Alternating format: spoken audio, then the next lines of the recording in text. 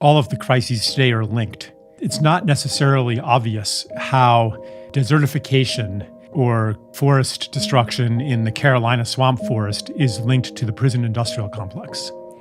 And various people have, well, it's all capitalism or something like that. But I also wanted to include the psychology and the spirituality in addition to the economics and the history. And what I came to was that all that we see today that troubles us is the expression of a story or a mythology that I call separation.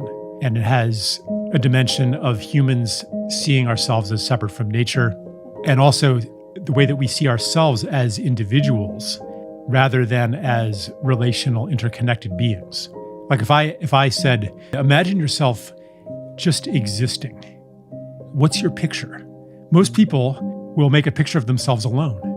To exist does not depend on others. And that's very much a modern conceit.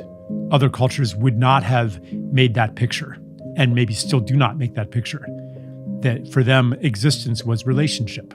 Relationship to family, to community, to place, to the beings of nature.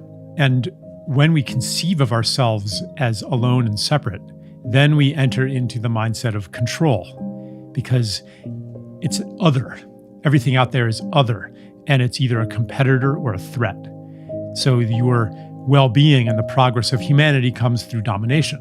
So you can see all of this play out in whatever realm of activism you're interested in.